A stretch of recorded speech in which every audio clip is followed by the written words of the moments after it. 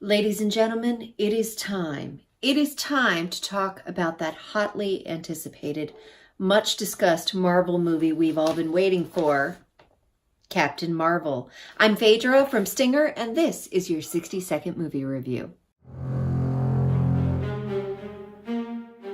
Let's talk about Brie Larson for a minute. So going into Captain Marvel, I had a couple thoughts, and one was, this chick is seriously miscast in the role of superhero.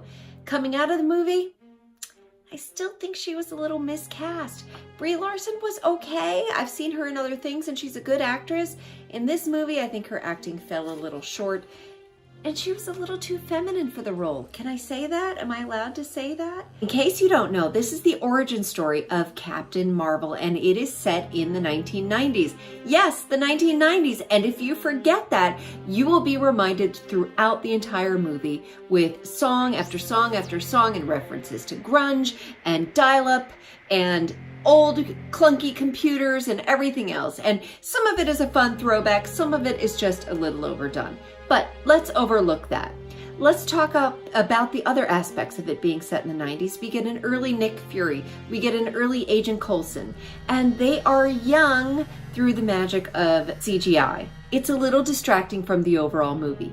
But the biggest thing about this movie is that it kind of has a first half, which is set up for the movie, and a second half, which is the stunning conclusion to the movie. And the first half, they try to cram a lot of information in there, and the second half is where it really comes to life. So it fell a little flat in the beginning, it picked up towards the end. Now, will you like this movie? If you like a good action blockbuster movie, sure, you're gonna like it. It's gonna be great.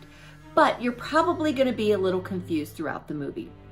I highly recommend you at least go to the Captain Marvel Wikipedia page, read a little bit of background so you know who's who going into it. If you are a true Marvel fan, will you like it? You're probably going to pick it apart like I did. But what you really want to know is, do you have to see this in order to be ready for Avengers Endgame? No, you do not. It helps, and there are a few stingers, one of which does relate to Avengers Endgame, but it's totally not necessary for you to go. In fact, I think the biggest issue with this movie is that there's only one movie. I would have liked to have seen the origin story, and then I would have liked to have seen at least another adventure of Captain Marvel, because otherwise what I fear is going to happen is she's going to feel stuck right into Endgame, and we don't really feel vested in this character even after a 2-hour and 12-minute movie.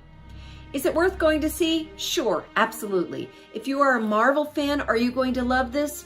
You're probably going to pick it apart like me. Overall, the movie was enjoyable. I went in expecting a 6 or 7 out of 10. I came out with a solid 7 out of 10, maybe 7.5, purely for entertainment factor. Overall, better than I thought. I think you'll enjoy it.